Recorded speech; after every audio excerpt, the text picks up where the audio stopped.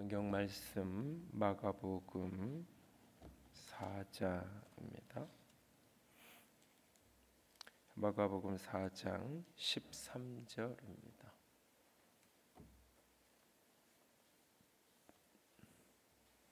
마가복음 4장 13절에서부터 20절입니다. 13절에서 20절 말씀까지 13절 20절까지 한 절씩 돌아가면서 읽겠습니다. 또 이르시되 너희가 이 비유를 알지 못할진대 어떻게 모든 비유를 알겠느냐? 말씀이 길가에 뿌려졌다는 것은 이들을 가리킴이니 곧 말씀을 들었을 때에 사탄이 즉시 와서 그들에게 뿌려진 말씀을 빼앗는 것이요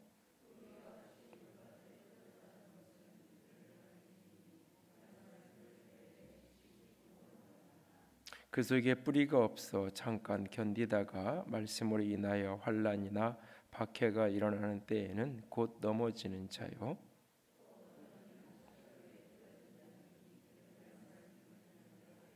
세상의 염려와 재물의 유혹과 기타 욕심이 들어와 말씀을 막아 결실하지 못하게 되는 자요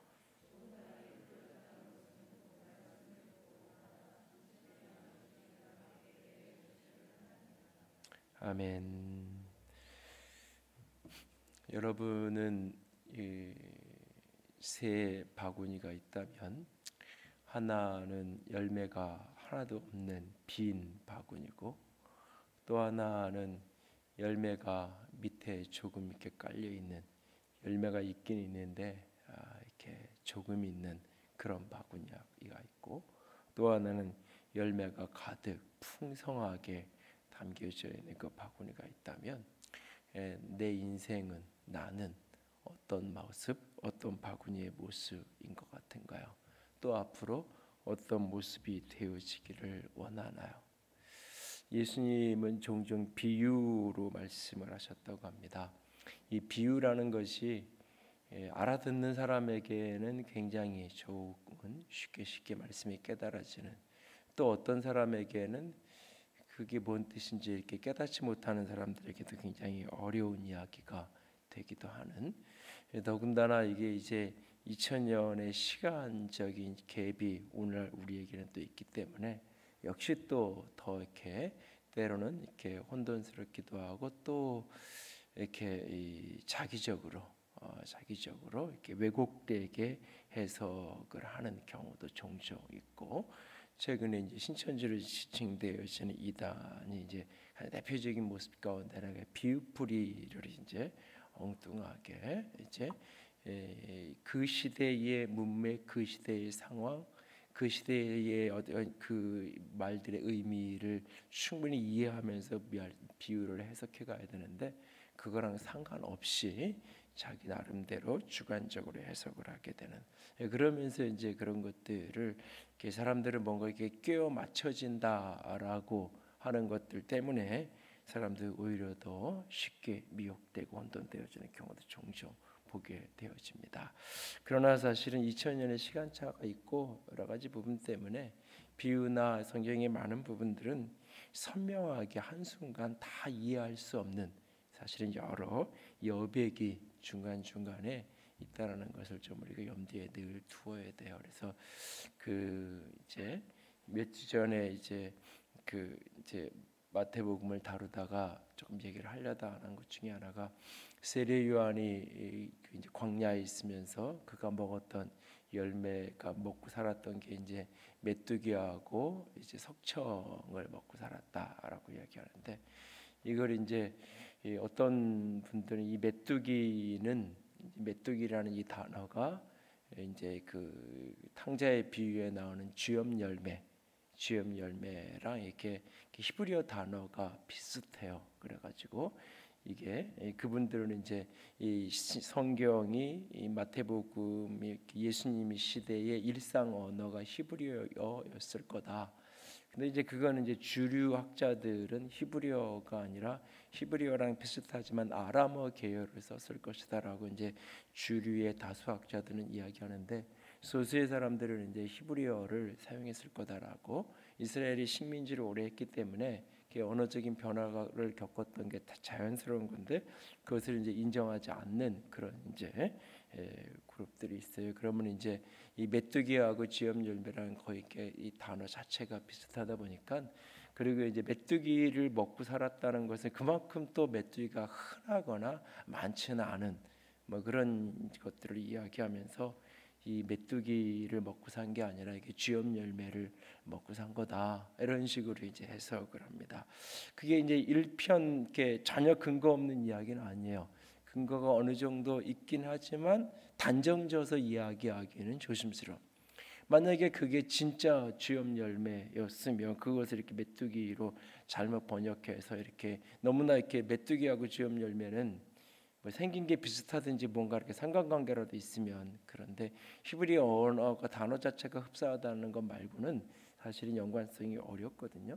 그렇다면 성경이 처음 쓰여졌던 그 시대에, 그 시대 1세기 그 시대의 사람들에 의해서 자연스럽게, 그리고 세례 요한을 봤던 사람도 있고 직접적인 세례 요한의 제자였던 사람이 사도 요한 뭐 이런 사람들이 있는데, 내가 봤는데 요한이 이거 먹었다고, 메뚜기 아니라 쥐업 열매인데 이거 잘못 기록된 거라고 분명히 말을 했을 거고, 뭔가 교정의 과정이 있었을 가능성이 많아요. 그래서 어떤 문화나 상황을 가지고 해석을 할 수 있지만 굉장히 이게 단정적으로 하는 건 조심스러워요. 어떤 분이 이제 인터넷에 한번 보니까 그 부분을 이렇게 아마 어느 평신도인 것 같은데, 그것에 대해서 이게 쫙 자기 쥐업 열매라고 하는 자기 나름의 논리를 막 써놓고는 지난 주일날 설교를 들었는데, 이거를 쥐업 열매가 아니라 메뚜기로 해석하고, 그러면서 이제 목사들이 공부 좀 해야지 막 그러면서 이렇게 장문을 써놨더라고요. 내가 전화번호를 알면 전화를 걸어가지고 당신이나 좀 책 한두 권 읽고 이렇게 함부로 이 하루 강아지 법 무서운지 모른다라는 말이, 책 한 권 읽은 사람이 제일 무섭거든요. 요즘에는 네이버 보고 와서 하는 사람이 제일 무서운 이야기. 애들이 가끔 그런다며요. 엄마들이 그 건강 관련된 무슨 프로를 보고 나면 갑자기 밥에 안 들어갔던 게 들어가고 국에 막 이렇게 안 들어갔던 게 들어가고 뭐 그런다고, 오늘 엄마가 또 뭘 보셨구나 그런다고. 사실은 이제 조금 조심해서 봐야 됩니다. 이 오늘의 씨 뿌리는 비유도 오늘날 우리가 농사를 짓는 관점으로 이해를 하면 농부 이 비유는 성립되지 않는 거예요. 씨를 뿌리러 나갔는데 길에다 씨를 뿌리는 사람이 어디 있으며, 돌에다가 씨를 뿌리는 사람이 어디 있으며, 가시나무가 아니다 거기다 그냥 씨를 뿌리는 사람이 어디 있겠어요? 그러니까 우리가 오늘 씨를 뿌리고 밭을 개간한다라고 이야기하면, 그 이제 이 또랑을 만들고 이랑을 파고 다 해가지고 거기는 돌을 다 끄집어내는 거잖아요. 그래서 옛날 같은 경우는 두메 산골 같은 데 가면 이제 땅을 이렇게 받으면 밭을 일궈내잖아요. 수년의 노력을 해가지고 거름 갖다 주고 다 먼저 돌 끄집어내고, 그래서 이 밭이 이렇게 생산력 있는 열매 좀 맺을 수 있는 좋은 옥토로 수년 동안 노력을 해서 만들어냈잖아요. 사실은 그런 과정을 거치고 거기에 씨를 뿌리잖아요. 그런데 오늘 본문에 보면 씨를 뿌리는데 길가에도 씨를 뿌리고 이 바위가 있는 돌멩이가 막 섞여 있는 그런 데도 흙을 뿌리고 이 씨를 뿌리고, 가시나무가 요즘 우리에게는 아카시아 나무나 뭐 이런 어떤 그런 것들이 많은 이 칡넝쿨이나 뭐 이런 것들이 이렇게 많이 있는 그런 데다 이렇게 씨를 뿌리고 좋은 밭에 뿌리고, 그럼 처음부터 좋은 밭에 뿌려야지 씨 아깝게 왜 엉뚱한 데 갖다 뿌려가지고 뿌린 사람이 잘못된 거지, 이렇게 우리가 사실은 이해를 할 수 있어요. 그런데 이제 2000년의 시간차가 있고 농사법이 오늘날 우리의 관점하고 많이 다르다는 것을 이해를 해야 돼요. 언젠가 이 진주 쪽에 이렇게 사는 어떤 분을 만나서 이야기를 들어본 적이 있는데, 그분이 원래 고향은 전라도 저기 김제 평안인데 그쪽이라 그래요. 자기는 그래서 이렇게 농사를 짓는다 이렇게 뭐 그러면은 그 끝없는 평야에서 이렇게 농사짓는 그런 느낌을 생각했는데, 이쪽에 가서 농사를 짓는다 그러니까 마치 자기가 소풍 온 것 같더라고. 밭이 있고 논든인데 산 속에 이렇게 계단을 올라가면서 느낌이 전혀 다른 거예요. 똑같이 농사를 짓는다, 밭농사를 한다, 논농사를 한다 그랬어도 어디에서 농사를 짓는지 전혀 다른 거죠. 하물며 2000년 전에 시간차가 나고 농사법이 많이 틀려요. 우리는 포도를 키운다 그러면 자연스럽게 포도를 이렇게 이 기둥을 세워가지고 위로 올라가게끔 이렇게 하잖아요. 근데 사실은 그 농사법이 개발된 게 100년이 안 돼요. 지금도 여전히 이것을 그냥 이렇게 바닥에, 그러니까 지금은 뭐 이렇게 하우스나 이런 걸 보면 뭐 오이, 수박, 참외 이런 것도 다 이렇게 세워가지고 위로 올라가게만 그러지만 제 기억 속에도 옛날에 이렇게 뭐 참외 이렇게 이 여름에 서리 해먹고 뭐 이러던 기절 생각하면 가다가 발에 밟히기도 하고 그냥 바닥으로 그냥 다 이렇게 했잖아요. 포도도 그렇게 이걸 이렇게 기둥을 세워서 이렇게 우리가 생각하는 이런 농사법으로 키운 게 최근 얘기예요. 오래되지 않은 거예요. 이 포크를 이 2개로 찍어 먹는 게 3개로 찍어 먹는데 수천 년이 걸려, 수억 년이 걸렸다 그러잖아요. 이걸 개발하는데 이 과학이라는 게 이 문명의 발달이 우리가 보면 아무것도 아닌 게 그 한 세대가 넘어가는 엄청난 진보가 있고 오랜 시간에 거쳐가는 거예요, 사실은. 그러니까 이걸 오늘날 우리의 농사법으로 다 이해해서 해석을 하면 돌 다 끄집어내고 해야지 이게 무슨 소린가 싶어요. 그리고 이제 이스라엘 땅에는 그렇게 넓은 평야가 그렇게 많지가 않아요. 이 이스라엘 평원이라고 넓은 평야지대가 있는데 여기는 성경에 보면 주로 블레셋 사람들이 주로 머물던, 주로 이방인들이 마지막까지 지키고 있었던 지역 중에 하나예요. 블레셋 사람이나 가나안 토착민들이. 그리고 이스라엘 백성들은 대부분 이제 산악지대, 중산간지대의 중요한 도시가 형성되어 자리를 잡아요. 그렇기 때문에 이런 어떤 농사를 지어서 밭을 가꾼다라고 했을 때 그냥 원래부터 땅이 너무 좋은데 가서 그냥 조금만 이렇게 손대면 금방 이렇게 뭔가 심으면 열매지는 그런 좋은 땅은 그렇게 흔하지가 않아요. 물론 본문의 배경이 되고 있는 이 갈릴리 호수 갈릴리 바닷가 근처는 그래도 조금 이렇게 비옥한 곳이 있지만 그래도 그렇게 흔한 곳이 아니에요. 그러니까는 많은 곳을 이렇게 계단식 우리 논이나 계단식 밭처럼 산이 많고 그런데 이렇게 밭을 일구어서 하는 거예요. 그렇기 때문에 우리처럼 쉽게 농사를 짓는 그런 배경이 아니고 땅을 2번 그래서 이렇게 갈아엎는데 다 이렇게 완전하게 이렇게 고랑과 이랑을 만들고 그런 게 아니라 농사를 시작하면서 땅을 한번 씨를 뿌리기 전에 한번 땅을 뒤집어 엎어요. 이것은 그냥 땅을 이렇게 한번 뒤집어 엎는 그 안에서 모든 걸 다 이렇게 끄집어내고 이런 것보다는 한번 뒤집어 엎는 거예요. 그리고 거기에 씨를 뿌려요. 씨를 그냥 흙 뿌리는 거예요. 그러니까 이렇게 쭉 파놓고 거기에 이렇게 뿌리는 게 아니라 그렇게 이렇게 덮는 게 아니라 흙 뿌리는 거예요.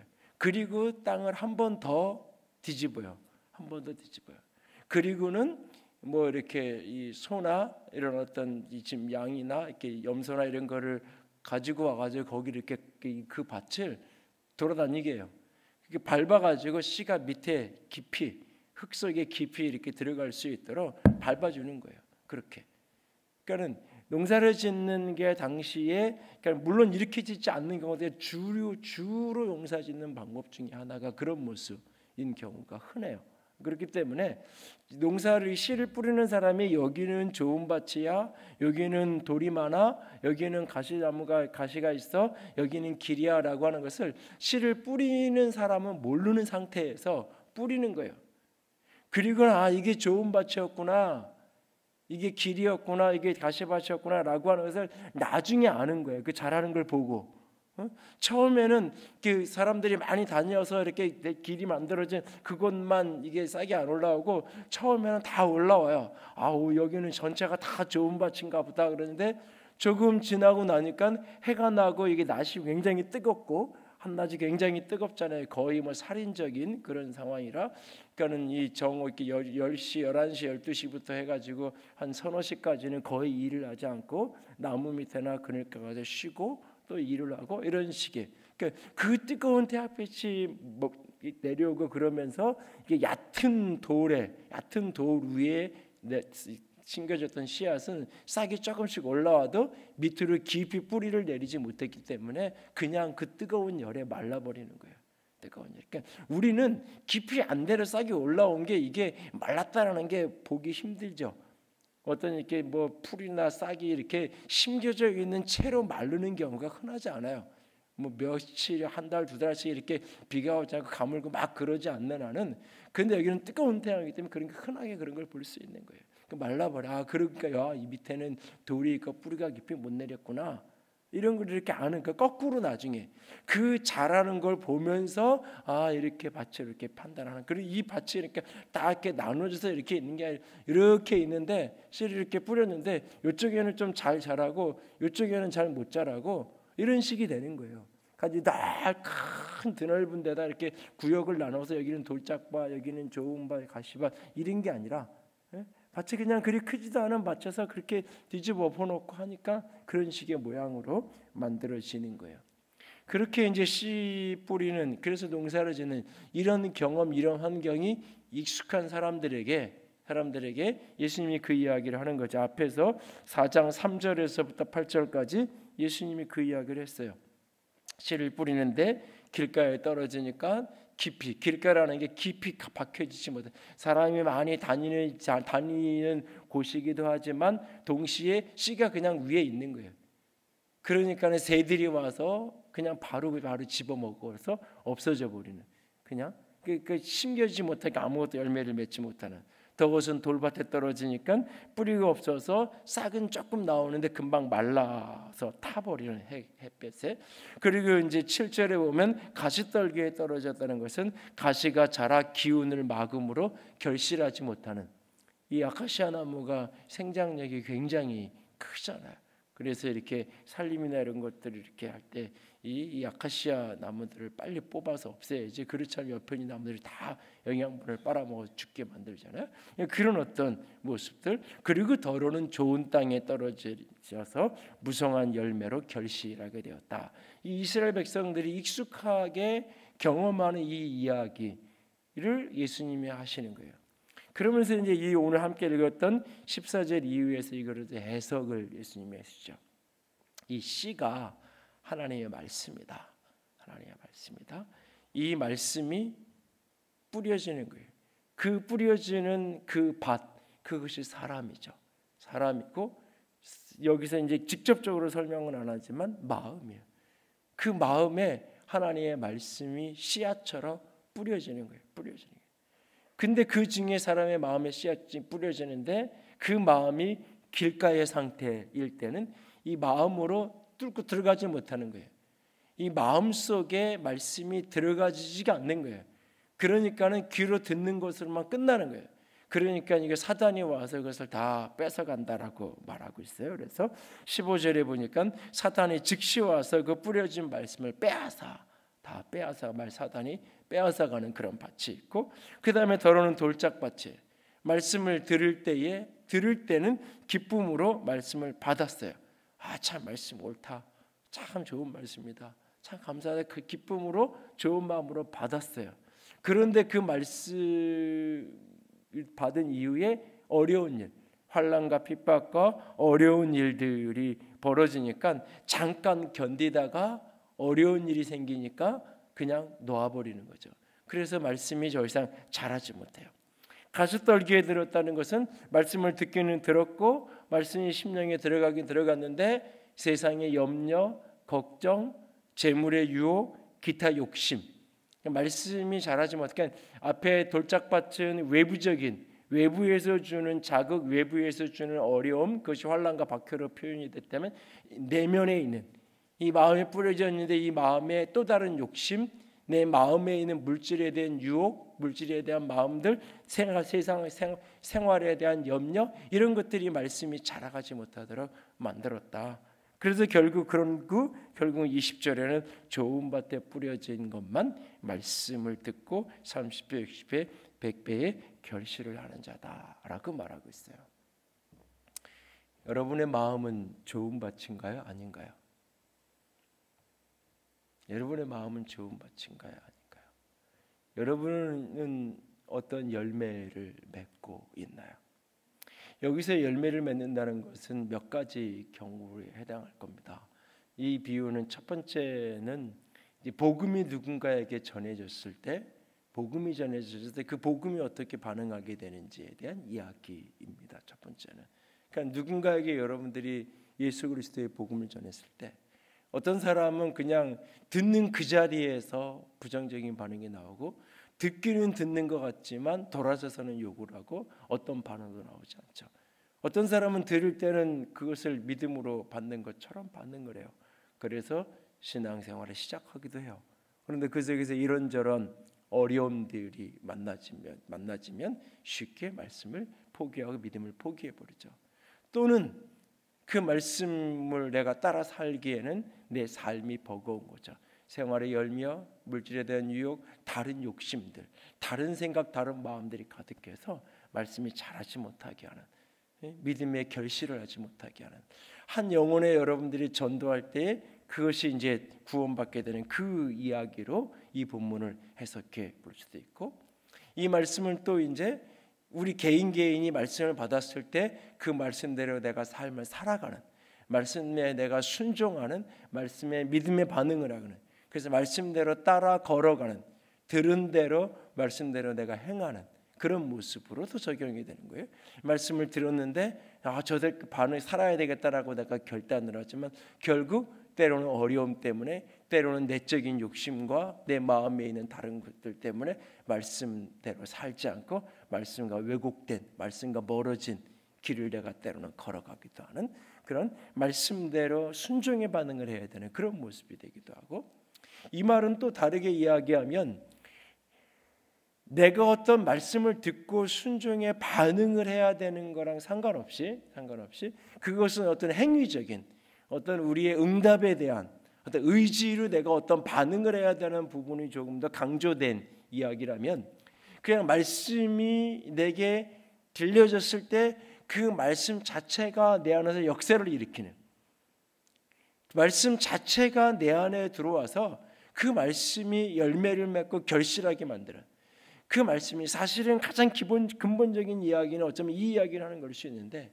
우리에게 말씀이 들려졌을 때, 설교를 듣든지 성경을 읽든지 말씀이 내게 들려졌을 때 그 말씀 자체의 능력, 말씀 자체의 능력이 내 안에서 살아 움직여서 역사하는, 말씀을 역사하는, 그러니까 내가 말씀에 어떤 반응을 하는 건 2차적인 요소고, 그 말씀이 내 속에서 내 심령을 변화시키고 내 생각을 바꿔가고 나를 뜨겁게 하고 내 안에서 역사하는, 말씀이 히브리서에서 좌우의 날선 검보다 예리해서 내 영과 혼과 골수와 심령을 찔러 쪼갠다라고 말하고 내 삶의 모든 것을 밝게 드러낸다고 말씀하는데, 그 말씀이 내 속에 들어와서 말씀이 움직여가기 시작하는, 말씀이 내 마음을 넘어서 내 영혼을 움직여가서 말씀이 이끌고 가는, 그래서 결국 그 말씀이 내 안에서 성취되어지는, 그것이 때로는 어떤 순종을 요구하는 명령이기도 하지만 때로 어떤 때는 약속의 메시지들이 내 안에 들려졌을 때 그 약속이 내 안에 믿음으로 응답이 되고 내가 믿어야지 하는 게 아니라 그냥 믿어지는, 내 안에서 그 말씀이 믿어지고 그 말씀대로 내 삶을 살아낼 수 있는 능력이 내 안에서 일어나는. 그러니까 이 본문에서 씨 뿌리는 부위에서 강조하고 싶은 여러 초점 중에 하나는 뭐냐면 씨 자체의 능력이에요. 씨 자체의 능력, 말씀 자체의 능력이 우리 안에 뿌려졌을 때 그 말씀 자체가 결국 열매를 맺는 거예요. 복음이, 하나님의 말씀이 우리에게 뿌려지면 그 말씀 자체가 생명력을 우리에게 일으켜요. 우리가 열매를 맺을 수 있는 능력은 우리에게는 없어요. 사실은 말씀 자체의 능력이 열매를 맺는 거예요. 그런데 말씀 자체가 열매를 맺을 수 있도록 환경을 만들어주는 게 어쩌면 우리의 응답이고 우리의 반응이에요. 그런 관점에서 여기 세 가지 요소를 가만히 들여다보면 이것은 어떤 의미에서 이렇게 영적인 성장 과정 속에서 1단계, 2단계, 3단계, 4단계 이런 과정이 아니에요. 사실은 이 네 가지 상태의 마음은 제가 보기에는 이렇게 고정된 상태의 마음이 아니에요. 어떤 사람은 늘 좋음 바치고 어떤 사람은 늘 길 까고 그렇지 않아요. 특별히 오늘 교회 바깥에 있는 분들이나 여기 계신 분들에게는 이 네 가지 형태의 밭이 그때마다 이렇게 움직여갈 때가 종종 있어요. 그때마다 그 상황과 때마다 그 내 마음이 자꾸 그렇게 움직여가는 거예요. 그럴 때 내가 그것을 극복해가면, 그것을 넘어가면 내가 결국은 좋은 밭이 되는 거예요. 다른 말로 이야기하면 내 안에 신앙의 아름다운 열매들이 맺어지게 되는 거예요. 신앙의 열매들이. 주의 축복이, 주님이 내게 하신 약속이 내 삶에, 내 인생 속에 그것이 생명으로 결실하게 되는 거예요. 씨는 생명이에요. 생명.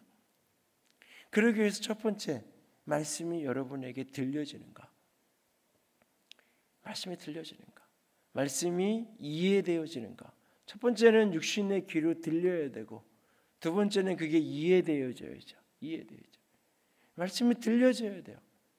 그 찬양을 우리가 이제 뭐 이렇게 찬송가에 없는 찬양도 하고 이럴 때가 많은데, 그리고 또 이제 뭐 오래전부터 그렇게 해와서 또 우리 교회에서 처음 이제 하늘교회에서 예수 믿고 이런 분들은 찬송가가 오히려 낯설어서 찬송가가 아는 찬송가가 별로 없네. 그래서 찬송가 자꾸 하면 이게 자꾸 모르는 거 하나 뭐 이럴 수도 있는, 이렇게 두 그룹이 섞여 있는데, 교회 안에 사실은 찬송가냐 뭐 영광이며 서 있는 찬양이냐 복음성가냐, 이게 사실 어떤 게 은혜로우냐 어떤 게 더 영적이냐 사실은 상관없어요.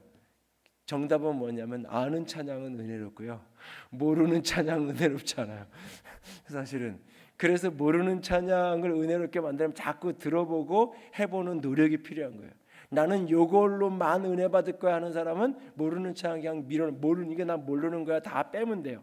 성경도 마찬가지예요. 성경도 이건 모르는 거고 이건 모르게 다 빼고 내가 좋아하는 말씀만 자꾸 끄집어내서 읽으면 어쩌면 그거는 은혜 받는다고 말할 수 있어요.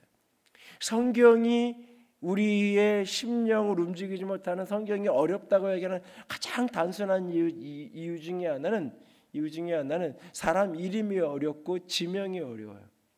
사실은 사람 이름이 어렵고 지명. 그래서 뭐 이스라엘이 어디 얘기해도 그게 어딘지 가본 적도 없고 본 적도 없고, 그 사람 이름도 안 외워지고, 어느 날 이렇게 성경 공부를 하려고 앉았는데 바로는 죽지도 않고 왜 이렇게 오래 살아요? 아브라함 때도 살고 뭐 야곱 때도 있고 요셉 때도 있고 바로는 모세 때도 있고 뭐 400년이 됐다는데 이렇게 오래 사냐고, 이 사람은. 다 같은 사람인 줄 아는 거죠. 한 사람이 계속. 이게 고유명사가 일반 명사, 그러니까 이집트의 왕을 가리키는 일반 명사로 이해를 하면 되는데, 이걸 특정한 사람의 이름으로 이해를 하니까, 고유명사를 이해하니까 한 사람이 계속 똑같은 사람. 그러니까 성경이 어려운 이유는 가장, 이렇게 나는 말씀에 은혜가 안 된다, 성경을 모르겠다, 가장 기본적인 건 뭐냐? 5번 이상 읽어야 돼요. 근데 교회를 10년, 20년 다녔는데 한 번도 제대로 안 했잖아요. 그러니까 은혜가 안 돼. 모르겠는 거예요. 뭐 성경이 내 심령으로 들어와서 열매가 안 되는 가장 기본적인 이유는 내가 듣지 못하는 거예요. 들어야 돼. 들어서 그게 이해되어져야 돼. 그러니까 그래서 가끔 읽고 2번, 3번 반복해서 보라고 얘기하는 거예요. 그러니까 처음부터 성경을 여러분이 보려고 할 때 이걸 전체를 다 읽으려고 도전하지 마세요. 그 무모한 짓 안 해도 돼요. 전체 처음부터 다 읽어도, 물론 작정하고 한번 읽어요. 신약만 읽으면 딱 3일만 딱 휴가 내서 해주는 밥 먹고 앉으면 신약 성경이 딱 떨어져요. 그러니까 근데 어쨌든 뭐 그렇게 내가 에너지를 진짜 드릴 거 아니면은, 이게 처음부터 끝까지 읽겠다는 게 아니라 창세기만 5번 읽으세요. 요한복음만 5번 읽어보세요. 한 권 한 권씩이라도 그렇게 처음부터 끝까지 5번을 이렇게 다 읽겠다고 하지 말고, 이렇게 끊어서 한 권, 2권씩이라도 여러 번, 아니 그 주 본문이라도, 그날 본문이라도 뭐이라도 이렇게 목회자들 설교 준비하고 이러지만 그 본문 한 10절, 20절이 있는 그 본문 5번 이상 읽어보고 설교하는 목회자들도 많지 않아요.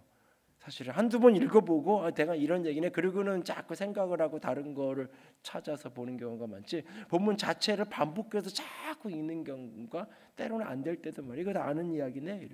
근데 2번 읽고 3번 읽고 4번 읽고 5번 읽기 시작하면 모르는 게 보여요. 사실. 그러면서 옆에 이제 필요하니까 사전도 하나 갖다 놓고, 이게 무슨 단어인지 모르겠으니까 한번 읽어도 보고 뭐 그러는 거예요. 찾아보고 생각해보고 그러면서 자꾸 읽어가면 되는 거예요. 그러니까 기본적으로 읽어야 돼요. 기본적으로 말씀을 들어야 돼요. 나와서 말씀을 들어야 돼요. 저는 사실은 예배가 많은 거에 대해서 그렇게 긍정적인 사고를 여전히 사실은 여전히. 그래서 그러니까 개인적으로 이렇게 자꾸 하면 된다는 생각이 많이 있어요. 사실은 지금도. 그래서 막 이렇게 예배, 특별히 주중 예배 뭐 이런 거 자꾸 강조하고 이런 설교나 이야기들을 어쩌면 우리 교회 교인들이나 이렇게 와서 예배드리고 이런 분들이 말씀이 좋다고 이야기하는 가장 중요한 이유 중에 하나가 그럴 거예요. 예배 교회 중심으로 해야 되고 예배 열심히 나가야 돼 이런 얘기 잘 안 하거든. 목사님들이 맨날 그런 얘기하는 것 같은데 저 목사님은 저런 얘기 안 하니까. 근데 사실은 이렇게 속으로 이렇게 속이 썩어 들어갈 때가 많아요. 좀 나왔으면 좋겠는데. 근데 제 생각이 뭐니까 제 전제는 주중에 사람들이 책을 많이 읽는다고 생각을 하는 거예요. 자꾸 나도 모르게 속는 거예요. 아닌데. 그래서 제가 저랑 성역 공부 해본 분들은 종종 경험할 거예요. 그리고 설교할 때도 제가 가끔 그래요. 이거 다 알죠? 그러면서 이렇게 어디에 뭐가 나오는데, 아까도 뭐 제가 그 마태복음 철회 때 설교하다가 세례요한이 메뚜기와 석청을 먹었다 이런 얘기를 했는데 다 아는 것처럼 얘기했는데 어떤 사람은 그랬어? 그게 어디 나왔어? 뭐 이런 식의. 그런데 그 이야기는 쉬운 이야기니까 다 웬만하면 다 아는 거지만 저는 당연히 알 거라고 한참 얘기했는데 그 사람은 지금 그 이야기의 시작. 나는 진도를 이만큼 나왔는데 저 앞에서 그게 어디 있는 거지? 그 생각을 여전히 나는 10분 얘기했는데 그 생각이 머물러 있는 경험을 자꾸 해요. 그래서 이렇게 자꾸 찾게 하려고 노력을 하는데 그러다 보니까 자꾸 시간이 길어져 가지고 이게 이제 사회에서 고민인데 자꾸 들어야 돼요. 반복해서 들어야 돼요. 그 샘터장 하시는 분들이 이게 샘터에서 가르쳐야 되니까 주일 설교를 다시 한번 듣거든요. 근데 종종 하는 얘기가 그래요. 두 번째 다시 듣다 보니까 목사님이 주일날 이 얘기했나? 주일날 한 설교를 녹음해 놓은 건데 제 얘기를 주일날 왜 나는 못 듣? 분명히 거기 앉아 있었는데 자기는 안 들은 거예요, 그 이야기. 가끔 샘터 모임을 하다 보면 그런 경험이 있을 거예요. 목사님이 설교 때 이런 얘기 하셔서 제가 은혜 받아서 얘기하는데 듣는 나는 그런 얘기 있었다고 내색은 못하겠고 속으로는 저 얘기를 했나? 나는 저 얘기 못 들은 것 같은데 이런 경험이 종종 있어요. 우리가 그러니까 자꾸 듣기 위해서 우리가 노력을 해야 돼요. 그래서 성경을 자꾸 이렇게 주석이나 이런 것보다는 저는 국어사전 옆에 놓고 보고 본인이 제일 편한 언어 좀 이렇게 성경기 국어 말고 다른 언어가 되시는 분들은 좀 그런 자기 익숙한 언어나 편한 언어로 된 번역본 또는 더 쉬운 번역본이라도 자꾸 갖고 성경을 주석 성경을 보는 것보다는 쉬운 번역본, 쉬운 성경이라는 책도 있잖아요. 성경책 중에 쉬운 성경. 또는 이제 제가 가끔 추천하는 것 중에 하나는 현대어 성경. 이게 이제 온누리교회에서 번역한 건데 현대어 성경, 쉬운 성경. 뭐 이런 성경들이나 이렇게 성서공회에서 한 거는 표준 세번역이나 이런 어떤 조금 쉬운 성경을 옆에 놓고 같이 이렇게 보면 훨씬 더 이해가 빨라지는 경우가 있어요. 그래서 어쨌든 말씀이 이해될 수 있도록 자꾸 노력을 해야 되는 거예요. 그래서 들려져야 돼요. 근데 여기에 보면 사단이 그 일을 한다 그래요. 사단이. 그러니까 어떤 위대한 설교자가 설교하는 현장도 은혜 받지 못하는 사람이 있는데 어떤 사람이에요? 조는 거예요. 설교 시간에 졸고 자면 어떤 사람도 은혜를 받을 수 없어요. 어떤 사람도. 기도가 성장하지 않고 기도가 되지 않고 기도가 활성화되지 않는다. 기도를 소리내지 않고 하는 사람은 기도가 안 늘어요. 기도가 큰 소리냐 작은 소리냐랑 관계없이 기도는 고백이에요. 기도는 대화예요. 소통이에요. 사람들은 보통 생각해놓고 기도했다고 착각해요. 내가 생각한 거지 기도한 게 아니에요. 생각한 거. 오늘 이게 좀 됐으면 좋겠다. 오늘 누구 만나러 가는데 이 계획이 잘 됐으면 좋겠다. 생각한 거지.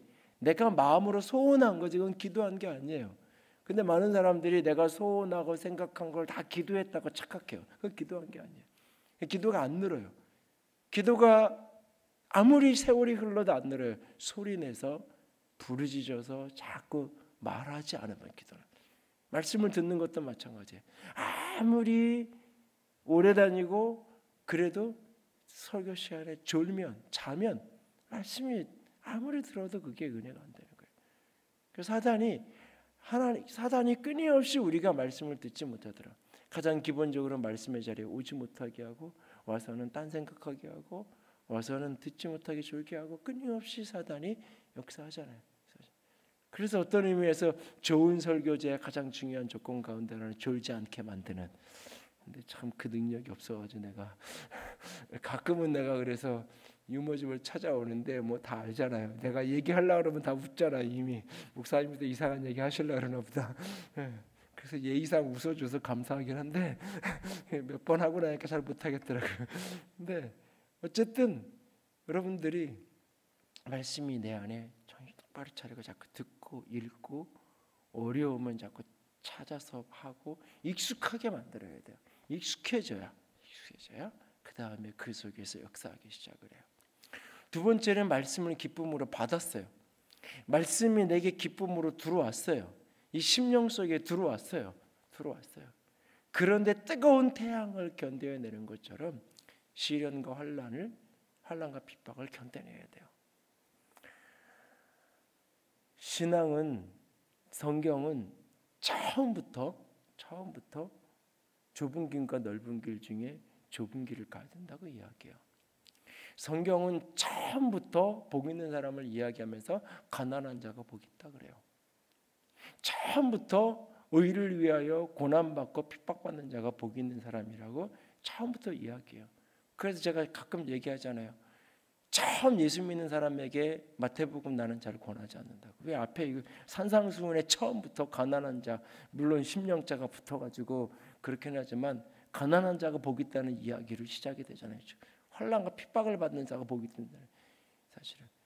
그래서 오히려 로마서나 에베소서나 이 서신서가 처음 이 교회 나온 사람들에게는 오히려 받아들이기 조금만 설명을 해서 도와주면 훨씬 더 사실 쉬워요. 근데 복음서에 보면 많은 부분이 사실 처음부터 예수님이 약속한 거는 처음부터 예수님을 따라오면 비단길에 성공가도를 약속하지 않아요. 그 말씀이 내 안에 들려졌는데 이 말씀이 내 심령에 뜨거움으로 찾아왔는데 이 말씀이 기쁨으로 받아졌는데 그 말씀에 응답하고 가는데 쉽지 않은 거예요. 말씀에 응답하고 가는데 자꾸 이런저런 시련과 고난과 거침돌이 생겨지는 거예요. 말씀을 막는, 말씀을 방해하는 일들이 내 안에 계속 생기는 거예요. 이 외적인 핍박이라고 표현하시는 외적인 방해거리, 이걸 여러분들이 민감하게 분별하고 극복해내야 돼요. 오래전에 우리 집사님 한 분이 이렇게 교회 나온 지 한 1년, 2년, 한 2년 정도 된 것 같은데, 근데 그분이 이제 전도를 해가지고 전도를 했는데 이제 전도를 직접 한 건 아니고 이제 그 옆에 같은 라인에 사는 집 애를 그 이제 엄마를 교회를 가자 그러는데 잘 안 오고 근데 그 아이는만 데리고 이렇게 교회를 나오고 있었어요. 나오고 있었는데 이제 그 엄마가 이제 좀 몸이 아파가지고 병원에 들어가 있고 그 이제 시어머니 되는 분이 믿는 분이어서 이제 주일 교회로 왔다가 저한테 이제 인사를 누구 할머니라고 그러면서 우리 며느리가 병원에 있는데 목사님이 가서 좀 신방을 이렇게 좀 해줄 수 있냐고 그래서 아이고 제가 시간을 만들어 보겠다고 그리고는 이제 그날 오후에 이제 그분하고 이제 같이 가서 복음을 이렇게 이제 처음 만나면 이제 안 믿는 분을 처음 만나면 가장 기본적으로 복음 제시를 제일 먼저 하니까 그 병원에 가서 이제 이 기도를 하기 전에 복음 제시부터 했어요. 복음 제시를 이렇게 쭉 그분이 하고 영접을 하고 거기서 기도해주고 이렇게 나왔는데 이렇게 얘기를 하고 있는데 옆에 따라온 이분이 나는 지금 이분에게 복음 제시를 하고 있는데 신방대원으로 따라온 이분이 이렇게 얘기를 하고 있는데 옆에서 반응이 나타나는 거예요. 영접기도는 이분에게 믿냐고 물어보고 이분에게 영접기도 시켰어요. 따라하게 하고. 근데 옆에서 사실은 대놓고 네라고 반응하고 이렇게 하진 않지만 교회에 원래 다니는 사람이잖아요. 오래되진 않았어도. 그러니까 반응을 하는 거예요. 마음으로 기도하고 영접하고 다 같이 했어요. 근데 이분 어머니가 어렸을 때에 학교에서 집에를 가면 집을 똑바로 안 가요. 왜? 집에 깃발 꼽혀 있고 그래가지고 빙 돌아서 가고 어머니가 그렇게 평생 보살로 그렇게 빌고 그런 분인 거예요. 근데 딱 그러고 나서 그날인가 그 다음날 어머니 딱 전화 온 거예요. 너 교회 다니니? 그 전에 1년 2년 교회를 다녔어요. 그럴 때는 아무 말 안 하는 거예요. 모르고 있는 거예요. 엄마한테 나 교회 다닌다. 엄마가 그런 분이니까 교회 다닌다고 얘기 안 하죠. 교회 다니는 거예요. 근데 그날 중심으로 영으로 복음을 받아들이고 자신이 몸만 그냥 교회를 다니는 게 아니라 교인이 아니라 신자가 된 거예요. 자기를 향하여 복음 제시가 된 게 아니라 신방 따라왔다가 여기서 하는 얘기를 들으면서 자기 마음에 그 말씀이 오늘 이 아파서 병실에 있는 이 사람에게 전하는 이 복음이 자기에게 믿어지는 거예요. 그냥 거기서 자기가 믿음의 반응을 하는 거예요. 자기 심령에서. 그러니까 어머니가 귀신이 귀신같이 아는 거죠. 정확하게 영이 영을 안 되니까요. 영을 알아요. 그래서 전화해서 너 교회 다니냐고 막 화를 내고 야단치고 나중에 이분이 수년이 지나서 믿었는데 결국 전도해서 믿고 돌아오셨는데 딱 그 귀신 영을 아는 분이니까 딱 믿음으로 본인이 결단하고 돌아서서는 그날부터 새벽기도를 다녀요. 평생 아침 새벽에 떠서 일어나서 빌고 그러던 분이잖아요. 그 습관이 있어요. 그날 이후로 그 뭐 교회 가까운 데 있는 것도 아닌데 영이 영을 아는 거예요. 그러니까 내가 믿음의 반응을 하기 시작하면 사단이 자꾸 방해거리를 만드는 거예요. 이런 얘기를 하면 어떤 사람은 그래요. 이게 무서워서 이제 안 되겠다. 나 이렇게 사단이 그러면 안 되겠다. 나 그냥 이렇게 괜히 믿으면 안 되겠고 여기서부터 그냥 일이 벌어지지도 않았는데 마음에서부터 이렇게 두려워져서 이제 이렇게 좀 이렇게 거리감을 둬야 되겠는 이런 게 다니면 안 될 것 같고 뭐 이렇게 멀리 가야 될 것 같고 사실 그것도 사단이 주는 두려움이죠. 사단이 주는 가장 강력한 무기 중에 하나가 결국은 두려움이에요. 두려움 속에서 실체를 직면하고 부딪히면 얼마든지 이겨낼 수 있는데 내 안에 복음이 있고 내 안에 예수의 생명이 심겨졌기 때문에 얼마든지 싸움은 이겨지는데 싸우기도 전에 스스로 포기하게 만들고 스스로 도망가게 만들고 스스로 주저앉게 만드는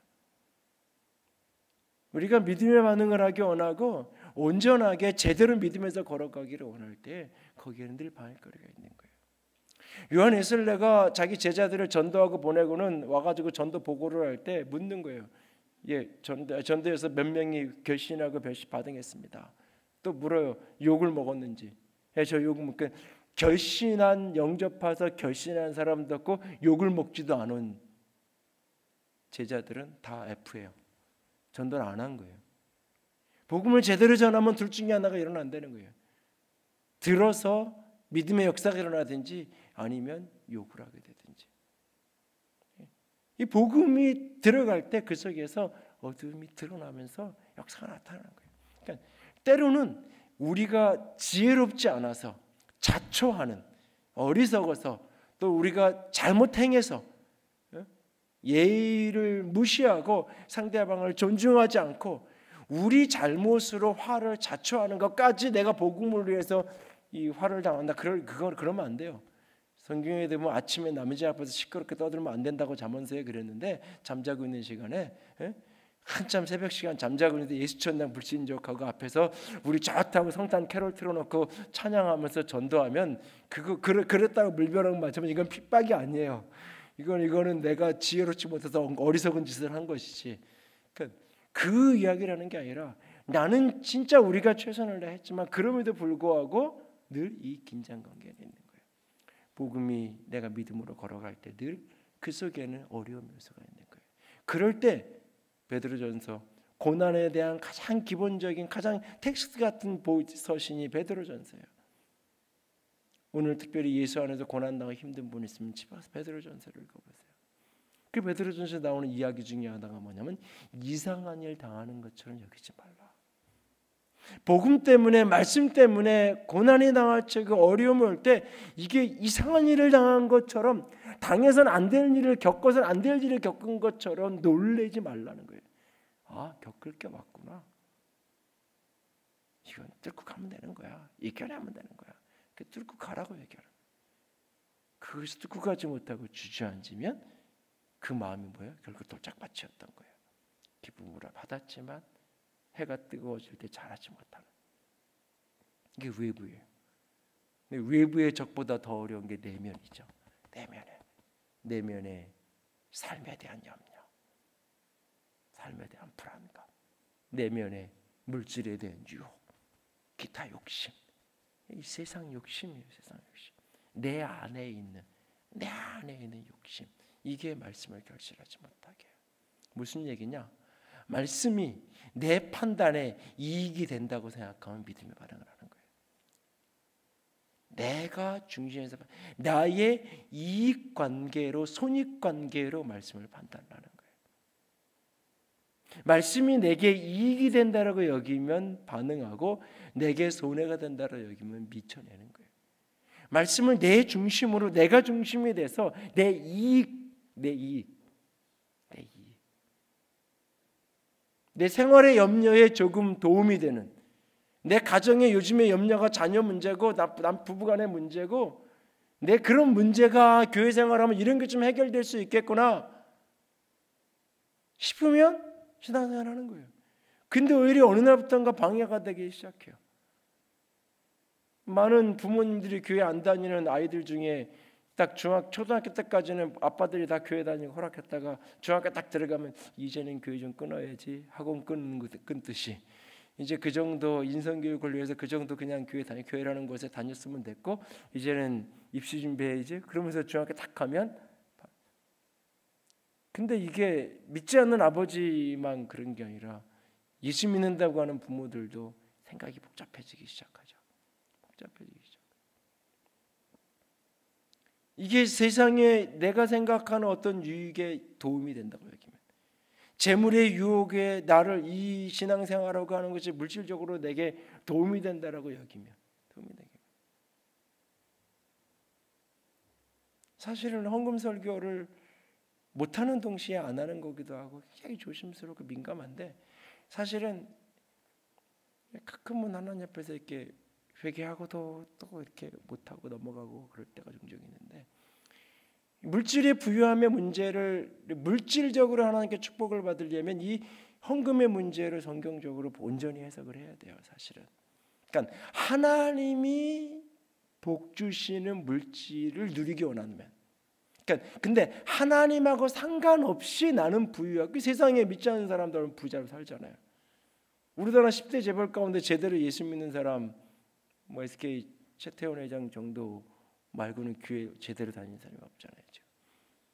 예수님 없이도 얼마든지 부자로 살 수 있어요. 사는 사람이 얼마든지 우리 주변에 있고. 그러니까 그거는 그냥 물질의 영역은 하나님과 상관없이 내 능력과 내 힘으로 가는 거고 상관없고. 그러면 헌금의 문제에서 본인의 자유롭게 마음대로 사실은. 근데 사실 하나님이 주는 복을 누리고 싶다면 이 헌금의 문제가 완전히 해결해야 돼요. 사실은. 성경은 분명히 이 문제와 관련해서 신문대로 거둔다는 이야기를 하고 있기 때문에 사실은. 근데 이런 이야기들이 굉장히 조심스러워요. 그러니까 충분히 이렇게 사적으로 이렇게 나누어서 이렇게 성경 공부라고 이야기를 좀 주고받고 할 수 있을 때는 제가 충분히 얘기를 기억에담하는데, 설교 때 이렇게 파편적으로 이야기하면 이게 충분히 얘기가 안 되고, 지금 교회가 조금 이렇게 이사오 이런 시기이기도 하고, 그래서 조금만 얘기하면 교회가 어렵대, 요새 재정이 힘들대, 뭐 이런 얘기 나올까봐 빚은 많은데 힘들지는 않아요. 그러니까 걱정은 안 해도 걱정은 안 해도 되고, 뭐 다 감당하고 교회 활동하는데 충분히 어려움 없으니까 걱정 안 해서도 되고. 근데 이제 조금만 이제 뭔가 이렇게 그런 게 보이면 이제 뭐 이렇게 걱정하고 염려하고 그럴 수 있죠. 그럴까봐 사실은 제가 일부러 조심하고 잘 안 하게 되고, 일부러 이렇게 설교 정리하다가도 이렇게 옆으로 좀 밀어내기도 하고 그럴 때가 자주는 아니었는데 어쨌든 이 재물의 이유. 내 신앙생활이 물질적으로 내게 도움이 되는 것보다 때로는 나에게 오히려 마이너스인 것 같아. 내가 말씀으로 반응하고 말씀대로 사는 것이 내가 원하는 욕심, 내가 하고 싶은 것, 갖고 싶은 것, 원하는 것, 그것에 걸림이 되는 것 같을 때, 말씀이 내가 갖고 있는 내 어떤 가치 기준, 내 어떤 삶의 판단 기준하고 충돌이 될 때, 다시 한번 말씀 앞에서 그런지 말씀과 내 삶을 부딪혀 보고 조명해 보고 생각해 보기보다는 내 원하는 대로 하고 싶어지잖아요. 그러니까 이게 특별히 어떤 욕심 많은 사람만이 아니에요. 말씀을 내 이익의 관점으로 자꾸 해석하는 거예요. 말씀의 이익의 관점으로. 그래서 제가 설교를 하더라도 자꾸 그런 식으로 설교를 하려고 의도적으로 절제하잖아요. 어떤 것이 현실적으로 어떤 유익이 된다. 성경을 공부하고 말씀을 배우는 것이 지금 현실에 어떤 이익이 될 수 있다. 이런 식, 그 이익이 되는 게 맞아요. 그럼 어떤 유익한 분명히 있어요. 아이들에게 요즘에 논술 세대 뭐 다 얘기하는데 큐티만 제대로 어렸을 때부터 큐티만 제대로 하고 큐티를 부모들하고 같이 본문에 읽은 걸 가지고 쉐어링하고 그걸 가지고 이렇게 요점 정리하고 느낀 점 쓰는 것만 하면 논술 공부 다 돼요. 사실은 따로 시킬 필요가 없어요. 책을 읽고 책의 요지가 뭐고 이것이 어떻게 내 삶에 적용되어야 되고 이런 걸 나눌 수 있는 아이면 텍스트만 바꿔주면 돼요. 독서 능력만 조금 키워주고 텍스트만 확장시켜주면 얼마든지 그 다음은 돼요. 근데 이제 이렇게 얘기하면서 큐티를 하라 그러면 큐티 우리 당연 시켜야 되겠다. 우리 집 가서 해야 되겠고 조기 교육.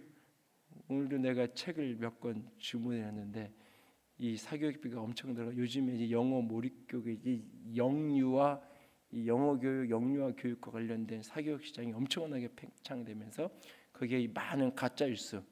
아이들 내가 3세, 만 3세 이전에 다 만들어진 데는 이런 이게 다 이제 가짜 뉴스들인데 그런 거에 이제 휘둘리는. 그래서 이제 그 자료를 이렇게 좋은 책을 하나 만든 데가 있어가지고 그걸 이제 아까 바로 주문을 했는데 유치부 부모들하고 좀 이렇게 한 권씩 나눠주려고 바로 주문했는데 그래서 사실은 현실적으로 뭔가 유익이 된다 이런 식으로 하면 신앙적 동기가 아닌 유익의 동기에 의해서 움직이죠. 그런데 그렇게 다 해놨는데 우리 애는 대학 졸업했어. 우리 애는 시집 갔어. 그럼 뭐 저는 이런 거 필요 없는 거고 이런 거 우리는 할 필요도 없는 거고 저런 얘기를 한 20년 전에 좀 해주셨으면 나도 했을 텐데 그냥 뭐 이렇게 되는 거예요. 그러니까 어떤 현실의 이익과 관련돼서만 자꾸 말씀을 보려고 하는 거예요. 말씀이 오늘 내게 어떤 유익하냐 자꾸 그런 관점으로. 그러니까 말씀이 내 안에서 열려있지 못하는 거예요. 여러분이 좋은 밭이 되기 원하고 말씀에 풍성한 열매를 맺는 그래서 내 안에 성령의 9가지 열매 그리스도의 아름다운 성품의 열매를 맺혀주고 나를 통해서 누군가에게 복음이 흘러가서 수많은 영혼들이 주께로 돌아오는 풍성한 열매 맺는 말씀이 내 삶에 이루어지는 하나님이 여러분에게 하신 수많은 약속의 메시지와 말씀들이 여러분의 삶에 아멘으로 결실하는 그런 인생 그런 말씀의 열매가 있는 좋은 밭이 되는 인생을 살아가고 싶다면 처음부터 누군가는 좋은 밭이고 누군가는 나쁜 밭이 아니에요.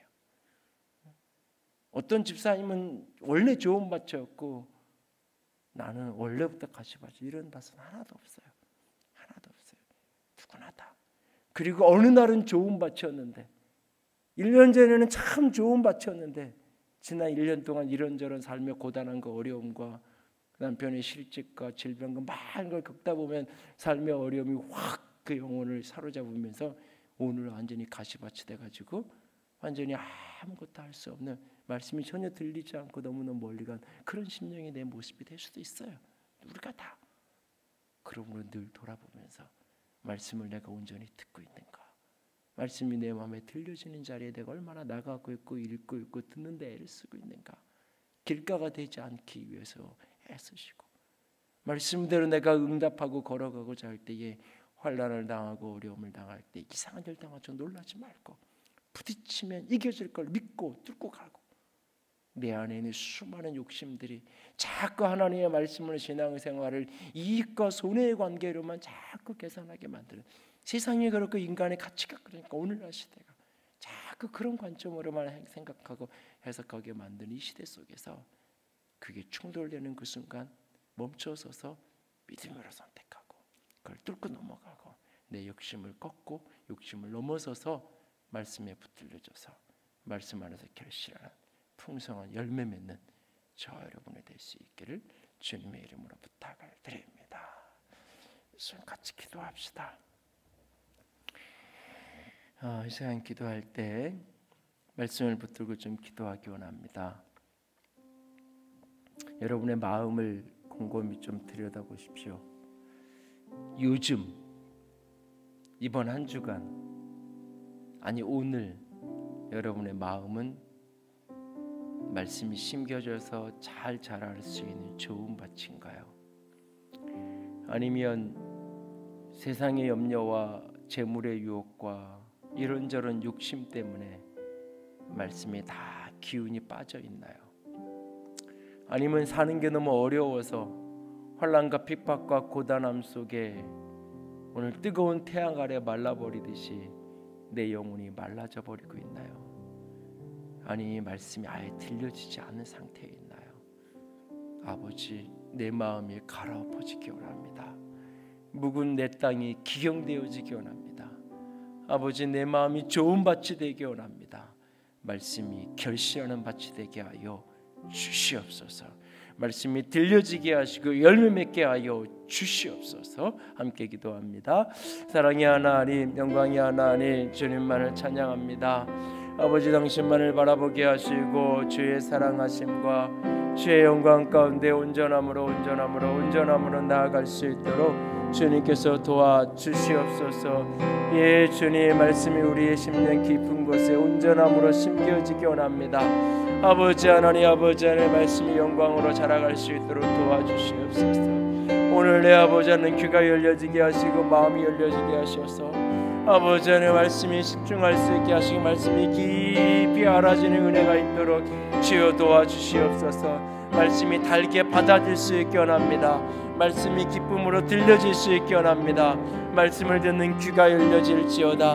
말씀을 듣는 귀가 열려질지어다. 듣는 귀가 할례받은 귀가 되어질지어다. 아버지 하나님의 말씀을 기쁨으로 받았으나 환난과 핍박 속에 박해 속에 포기하지 않게 원하십니다. 아버지, 끝까지 견디는 자가 되겠습니다. 말씀대로 사는 삶은 견디는 삶인 것을 믿습니다. 말씀이 열매 맺을 때까지 끝까지 이상한 일 당하는 것처럼 놀라지 않고 견디어 승리하는 자들 되게 하여 주시옵소서. 아버지 하나님, 내 안의 생활의 염려와 물질의 유혹과 아버지 여러가지 염려들로 말미암아 욕심으로 말미암아 말씀이 기운을 막힐 때가 종종 있습니다. 아버지 하나님, 말씀이 귀가 열려지기 원합니다. 기운이 막혔을 때 그것이 뚫어지게 흘려질 수 있도록 성령께서 우리를 도와주시옵소서. 말씀이 들려지는 축복이 있을지어다. 말씀이 들려져서 결실하고 열매 맺는 은혜가 있을지어다. 아버지 붙들어 주시고 함께하여 주시옵소서. 영광의 주님, 말씀이 내 영혼 깊은 곳에 들려지기 원합니다. 귀 있는 자는 들을지어다. 귀 있는 자는 성령이 교회에 하시는 말씀을 들을지어다 하신 주님, 듣는 귀가 복되다 하신 주님, 듣는 귀를 가진 영광의 백성들 되게 하여 주시옵소서. 하늘의 영광으로 하늘의 생명으로 가득 충만하게 하여 주시옵소서. 믿음으로 걷고 믿음으로 살아 승리할 수 있도록 아버지께서 붙드시고 아버지께서 함께하여 주시옵소서. 모두를 주의 이름으로 축복합니다. 말씀의 사람, 말씀이 30배, 60배, 100배 결실할 수 있는 좋은 심령이 되어질지어다. 주님 의지합니다. 주님 바라봅니다. 은혜를 더하여 주시옵소서. 우리 주님 예수님 이름으로 기도드렸습니다. 아멘. 이제는 우리 주 예수 그리스도의 은혜와 하나님 아버지의 놀라우신 사랑하심과 성령 하나님의 교통하시며 기름 부으시는 그 은혜가 오늘도 말씀이 깊이 결실하기를 원하는 모든 이들 위해 이제로부터 영원토록 함께 있을지어다. 아멘.